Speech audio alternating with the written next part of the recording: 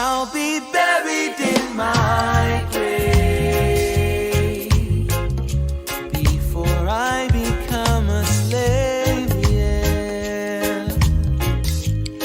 That is what I heard them say way back in the day. I'll be buried in my grave before I become a slave, yeah, yeah, yeah. But it seems like since that day, yeah, yeah, we have sorely changed.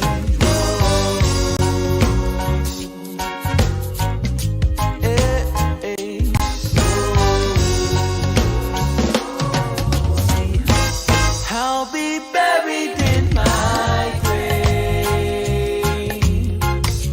before I become a slave, yeah, yeah.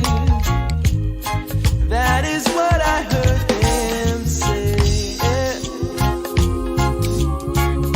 Way back in the day. I'll be buried in my grave, yeah, before I become a slave, yeah, yeah, yeah. But it seems like since that day, yeah, we have sorely changed. Whoa. Hey, hey. Whoa, oh, oh, oh, oh, oh, oh. Whoa, oh, oh, oh, oh, oh,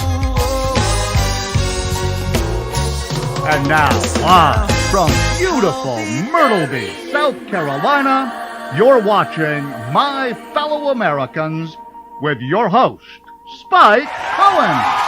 Yes! Oh, thank you. Oh, please, no you. No you. Keep clapping. Clap for the miracle. How would we know that you wanted the miracle if you didn't keep clapping? Welcome to My Fellow Americans. I am literally Spike Cohen. You can stop clapping now. Thank you. Thank you so much for joining us on this episode. We are almost a quarter of the way through this year. I understand that time is linear and that this shouldn't horrify me as much as it does. I'm still wishing people a happy new year. And it's not a new year. It's happy. I'm happy. But it's not new.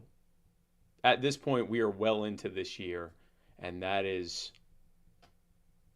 Anyway, this is a Muddy Waters Media production. Check us out everywhere. Check us out on all social media platforms, on all podcasting platforms, including whatever it is you are watching or listening to this right now on. And whatever it is that you are watching or listening to us right now on, be sure to, if you haven't already, like us, follow us, subscribe to us, whatever the thing is on this thing that you are watching this thing on, to demonstrate that you want to continue to follow us and see what we bring out when it comes out. Be sure to do that. And if it's on YouTube, don't just subscribe, hit the bell. I want your phone to explode with notifications every single time we do anything on YouTube. And of course, share this right now. The last thing that I want, or you want, is for you and your closest loved ones to miss out on a roughly hour-long libertarian podcast on a Wednesday evening. We don't want that. We want everyone to see this. Give the gift of Spike Cohen today. Kids love it. And of course, you know what else kids love? Kids love subscribing to things. With parents' permission, of course. But if you're not a kid, you don't have to get your parents' permission anymore. You can subscribe right now and become a member of the Muddied... We need to really come up with a name of this. But the Muddy Water subscriber, you can go to Anchor. Let me put that up again. Anchor.fm/muddywater/subscribe. That allows you to get access to exclusive Muddy Water subscriber-only content. You also get an ad-free listening experience on Spotify and Anchor. And, of course, you get to take part in the monthly Muddied Zoom, which is a private Zoom chat with me and Matt Wright and Jason Lyon and all the other Muddied crew, Nullik Trupp, the Eskimo Libertarian, and all the rest rest of us, and all of the other subscribers. So be sure to do that today. This episode, of course, is brought to you by the Libertarian Party Waffle House Caucus, the fastest growing and second largest caucus in the Libertarian Party. Yes, that is true. That's a real thing. This is not fake. Become a member today of the fastest growing caucus in the party by going to the Facebook group Libertarian Party Waffle House Caucus. And if you want to become an official voting member, which means it doesn't mean anything, it's not a real, this isn't, I mean, it's real that it's the second largest caucus, but they don't actually do anything. And I know because I'm the one who created this. But if you go to the Muddy Waters Media store, if you go to muddywatersmedia.com and press the store button, you can get some really cool branded Libertarian Party Waffle House Caucus buttons and shirts. The Gravy King.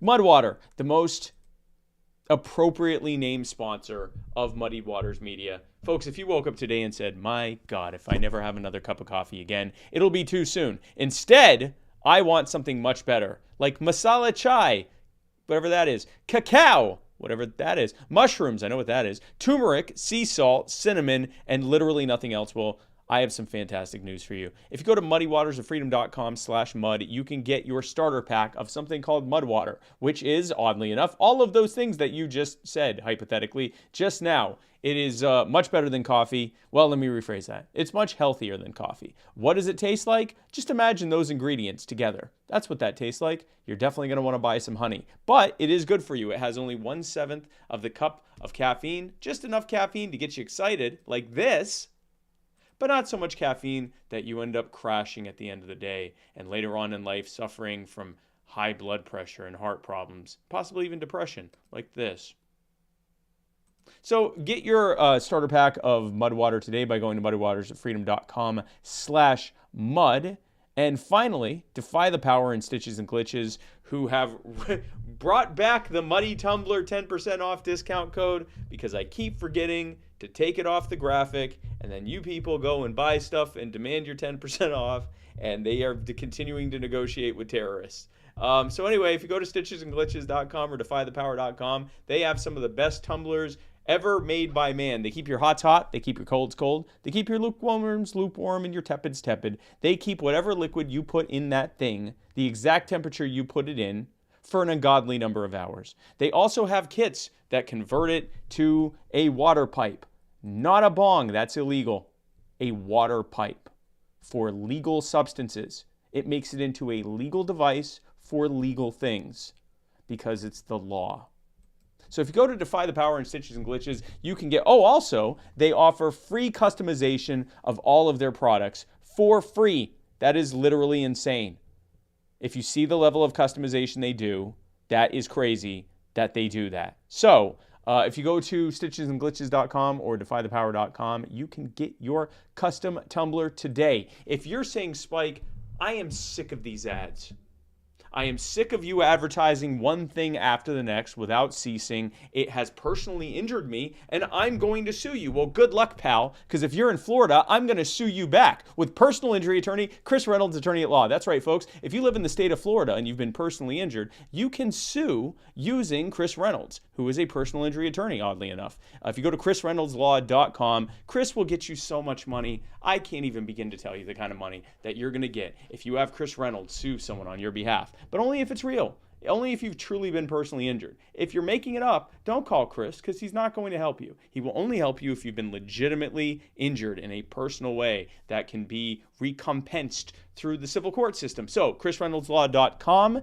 I would like to thank the intro and outro music to this and every episode of My Fellow Americans comes from the amazing and talented Mr. Joe Davi. That's Jodavi. Check him out on Facebook. Check him out on SoundCloud. Go to his Bandcamp, jodavimusic.bandcamp.com. I'd like to thank Le Bleu for this delicious, purified drinking water that I'm drinking on this episode of My Fellow Americans. It's almost over. The sponsors are almost over. Bulumanaka. They actually are technically over. Shout out to Tehran Turks' Mominum. As always, folks, I have a really cool guest tonight. My guest tonight is a native Texan, born and raised in Lubbock. Texas Tech, guns up. She earned a Bachelor of Science in Biology from Texas State University, which is not Texas Tech, guns up, but we'll still take it. She served as a medic in the U.S. Army. She was a paratrooper in the 82nd Airborne Division, stationed out of Fort Bragg, North Carolina, in Vietnam, right up the road. She served in Iraq for 15 months, and she is currently working as the Strategic Director for Concerned Veterans of America. She has successfully managed campaigns in Texas, Virginia, including one that I was a part of, Louisiana, and Florida.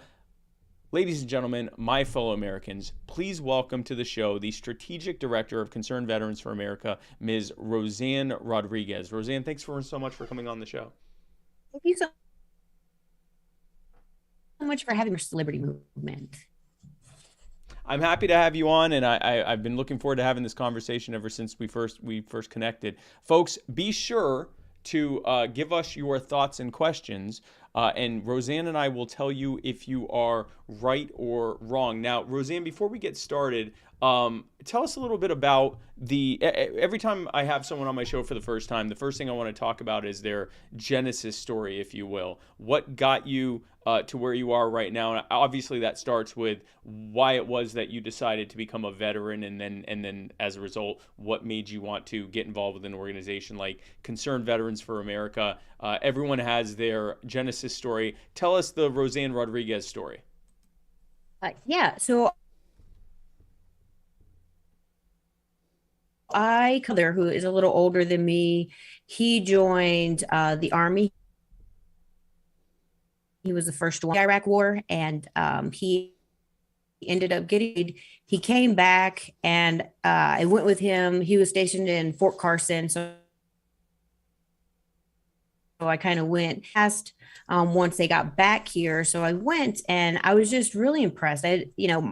My family had always had a really deep love for this, where I hung out with a bunch of them, and I just realized we were just crazy people who like to go. When I saw that, I was like, I need to go. I want to go help. What can I do? So this is once the war started. I decided what was the best way that I can contribute, right? Like these guys, my brother was an infantryman. So I was like, how can I? So it's like, if I become a medic, I can make sure maybe potentially. So I joined the military as a medic, and I signed airborne because they came in with those they had the maroon berets and the cool. Went airborne, and I loved it. I served with a great group of guys. We were in Iraq for 15 months. Just serving beside them and someone went to college and was really interested in politics. I wanted people to get involved so I got involved in campaigns in the political world, all the while still keeping connected with, we still keep in contact with things, getting healthcare access, mental illness, and then the continuing younger than me, being shipped off to not just Iraq, but Afghanistan, my brother, over a decade after I had come back. So I had learned about Concerned Veterans for America, and I saw the good work there at the beginning in 2014 when there was the bigger system in Phoenix. And that's really what drove the organization, and I wanted to be a part of that. So here I am with the organization, just trying to bring change and more responsible foreign policy so that the VA healthcare system, men and women, serve when it really isn't in our national interest, and then promising them things and then not being.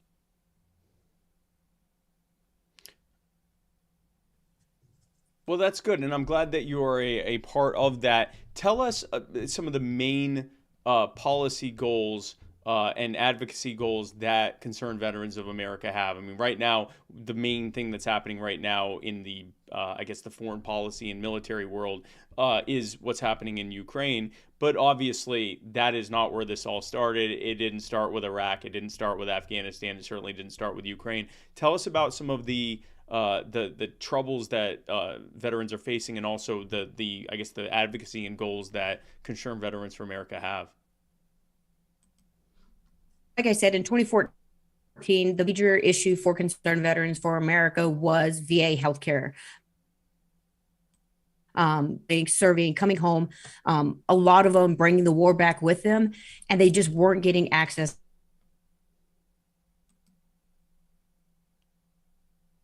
Wait. Oh. Okay. Well, we lost her entirely. Let's see if she comes back. I'm going to give that a second. She was having some issues with internet before that, so let's see if we can get her back. In the meantime, I will go through a couple of your questions here, and then from there we will see if she comes back, and if not, then we will see. A lot of fun that we're having with Zoom right now. We'll see if she comes back. Let's see.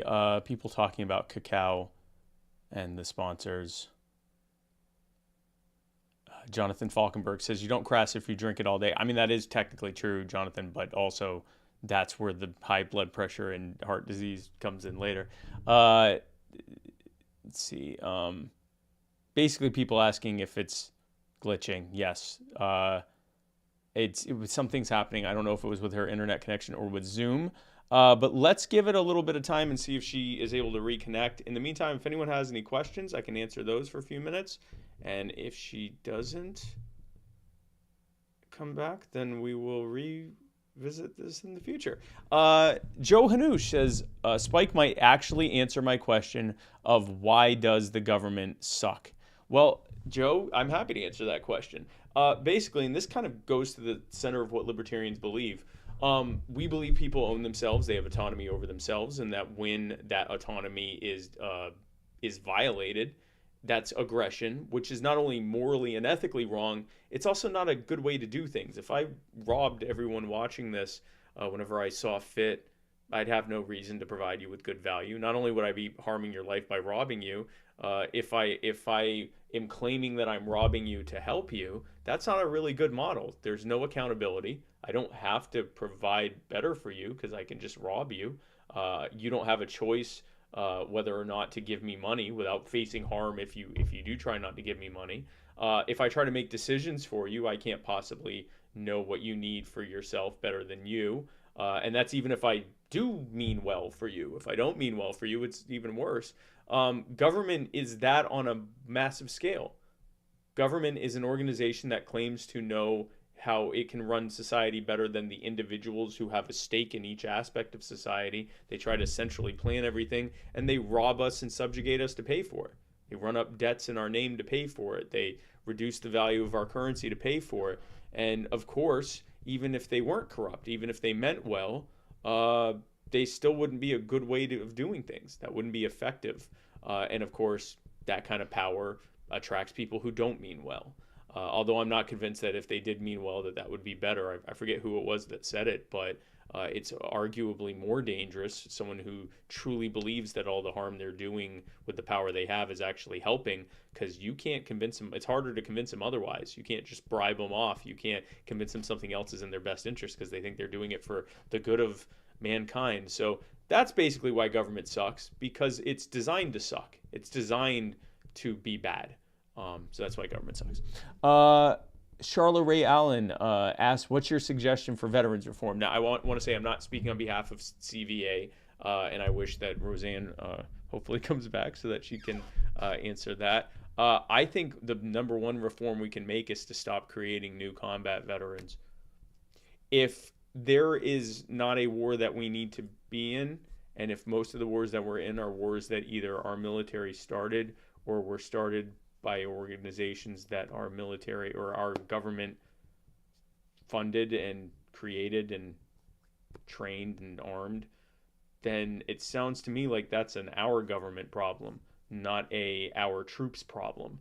I think that the people who sign up to protect and defend the United States and the U.S. Constitution should be reserved for that, not for wars of intervention or wars of expansion or wars to enrich the military-industrial complex or wars to enrich central bankers and oil companies. That's not what that's for. Joshua says she's trying to get back on, Spike. I am not seeing her on here.